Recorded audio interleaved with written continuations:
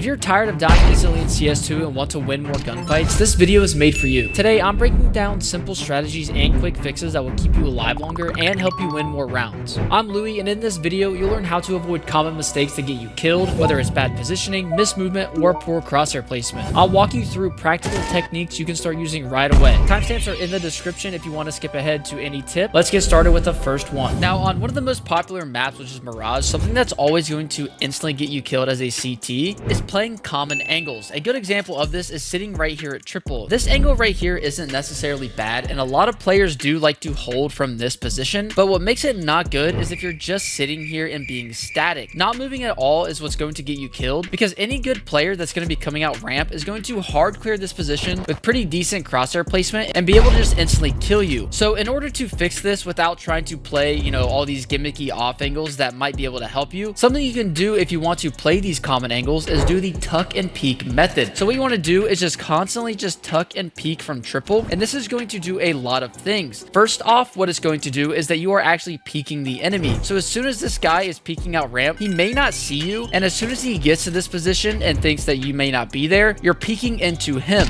This is what abuses the peeker's advantage inside of CS2, so he's going to almost have to counter that, and he may not even have time to react. Something else that this is also doing is if he is walking out ramp, he might sit here, clear triple, see you're not there because you're tucked, and then walk out with this crosshair starting to clear other angles, and you're going to get a free blindside kill. Because if you do play this correctly, you're able to hear a lot of things here. So let's say that you are just constantly spotting ramp. If you know he's walking out, he can't really get to Tetris if you're just tucking for 2 seconds, peeking, counting to 2, peeking again. But if you do hear someone running, you can't just peek him and instantly kill him, because he's going to be fast clearing the site. His crosshair is going to be looking something like this, and you're able to peek out and kill him because you're tucking and peeking. The same thing goes for over here towards ticket, where a lot of people actually jump spot the wrong way at ticket. Even if they have their gun out, this is a huge disadvantage, because someone playing over here in Palace is going to constantly hear this, and a lot of good Palace lurks try to abuse this, where as soon as they hear someone land, they're going to peek out and then try to kill them while they're jumping, which makes that jump spot really bad. So in order to incorporate the tuck and peek method for the ticket jump spot, something you want to do is just jump spot like this and then crouch over behind ticket and then peek Palace, because this is what's going to help you not die instantly when you're jump spotting ticket and actually have a fair duel. Because once this Palace lurker hears you land, he's going to walk out and he's not going to see you. He's going to have to guess, is he just hiding back here? Is he still ticket? Did he somehow cross? And then all of a sudden you're peeking up behind ticket at a good headshot angle, and you're having a good fair fight on this Palace lurk, and you actually pretty much do have the advantage as well, because you're peeking, you're at a headshot angle, and it's going to be very hard for him to kill you. So when you find these good angles that you want to play anywhere on any map, you want to make sure that you're using the tuck and peek method, counting 2 to 3 seconds, really trying to listen and really abuse the peeker's advantage if someone is trying to just swing out onto the site when you are tucked.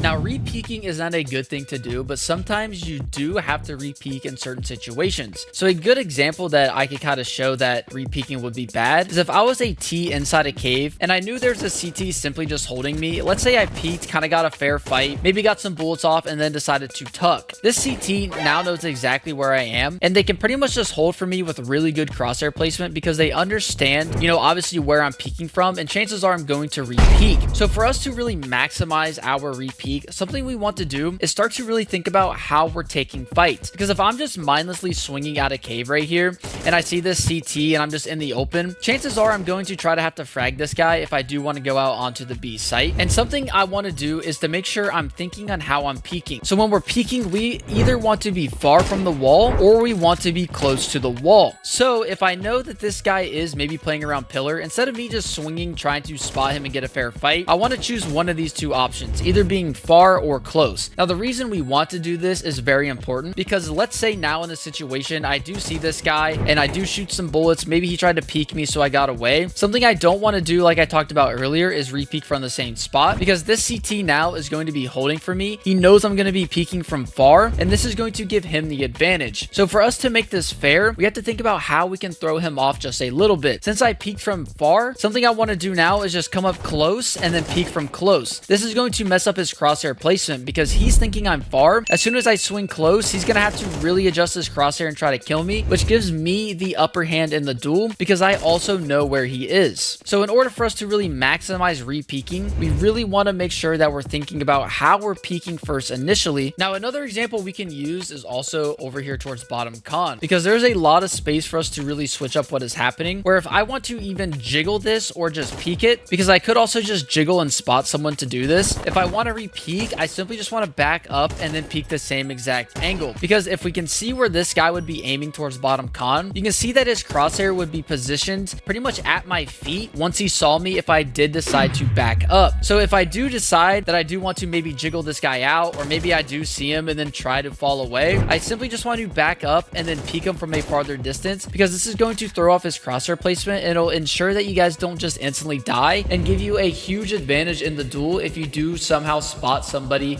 and you're able to either back up or move closer to the angle. Since we're on the topic of kind of peeking close and far to the wall for the advantage, let's talk about angle advantage, because this is something that puts you at a really low advantage inside of a fight. So if we were talking about bottom con, if I would decide to jiggle here or even peek close, this guy top con is going to see me first. Even though right now my camera is behind a wall, my shoulder is being exposed just a little bit. But if I did want to back up and then kind of sit about right here, the CT top con actually can't see me at all because I'm farther away from the angle. So if you are constantly taking fights and trying to peek really close to the wall, this could be a big reason on why you're dying instantly. Like, let me give you the example of us entering up towards cat. A lot of CTs love to play in this position on the door, which is a very common off angle. And if you don't entry up cat correctly, this can pretty much just instantly make you die. And also it can be the reason why if you always entry and die, it's because you're not peeking correctly because of the angle advantage. So if I was entering up cat, something I don't want to do is be really close to bricks like this and then swing out. The reason why this is bad is because if someone is playing this off angle, if I want to come up here towards bricks, chances are he's going to see me first, because even if I sit here and as soon as I decide to swing, he's going to be seeing me right here already. Even if I have really good pre-aim and crosshair placement and can really counter strafe and kill this guy, he's going to have the advantage because he sees me first. So in order for us to fix something like this, is that if we are entering up cat, we want to make sure that we're really far from this angle, where we're coming up like this back against the wall and we're able to clear this angle. Now, something you want to make sure when you are doing this is to isolate the angles. So you almost want to make sure that you're stopping once you clear an angle like this, so you're able to peek out, because when you are entering up cat and your back's against the wall, you can see how I can be exposed from a lot of angles instead of just going like this and just jiggling angles out. But we'll save isolating angles for another video because I think that's something that's very obvious. But you just want to make sure that you're being far from the wall. So now we're on the topic of off angles. Now, off angles are pretty good to help you not die instantly, but there is a huge disadvantage of an off angle. Let's say, for example, I wanted to play this position here, which my team calls rain wall. This is a really good off angle for ramp, because anyone walking out ramp, I'm easily going to see their head and I'm going to be able to kill them. But what makes off angles in this spot specifically not good is that if I do get this kill and people are running out A, I have no cover for me to go and hide, which pretty much just guarantees one kill. And also, if they have utility raining over, if they start to flash me, I'm gonna have to start running to cover trying to hide, or just sit there and gamble that they're not gonna swing with the flashes, and it's gonna just probably get me instantly killed, which is the main topic of this video. So in order to use off angles effectively, something we want to keep in mind is when we should be using them. So if I'm the A site anchor and I'm just sitting here jump spotting, maybe when the round starts to dwindle down to about 1 minute after the tees took mid,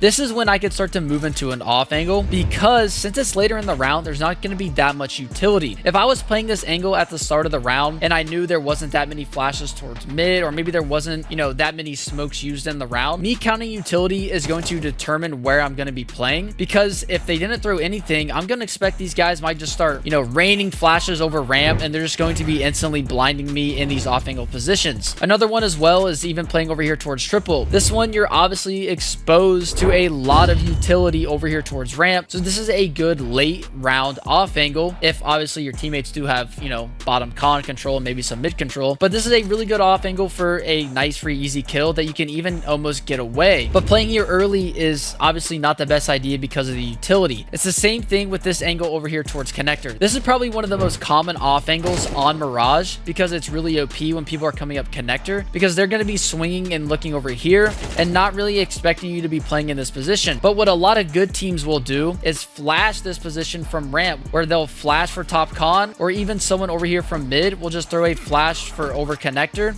and it's going to be blinding you in this spot. So if you do want to play off angles and you are constantly dying, make sure you guys are playing ticket at the start of the round where you're just jump spotting and then moving into these off angles. Even if you are a connector player, you've used all your utility by smoking bottom con, maybe you're like flashing for someone to go into palace, let the round develop and then move into these off angles so you can maximize this position and not really get countered with them by someone throwing utility at you.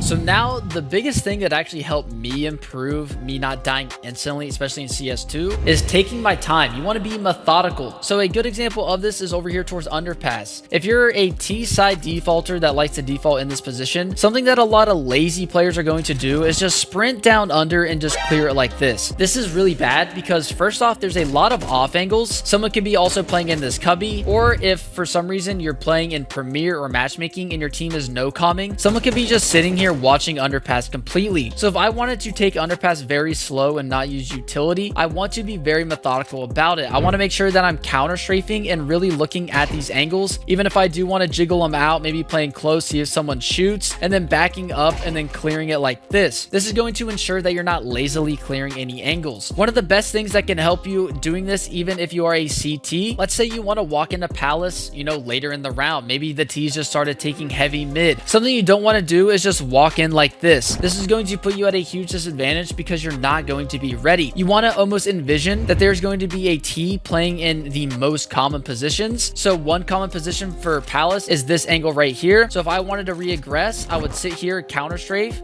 then I would look towards the back and I would just look at all these positions like this, really taking my time. You can even crouch peek these as well if you want to try to throw off anyone's crosshair placement, where you're crouch peeking certain angles where you think someone might be, and then just walk in and then get all this information and map control. It's these simple steps and really understanding what angles you need to clear and taking your time and doing it to ensure that you're actually going to have a good fight and thinking that someone's there instead of just lazily clearing it, not really thinking anyone's there, and that's what's going to get you instantly killed.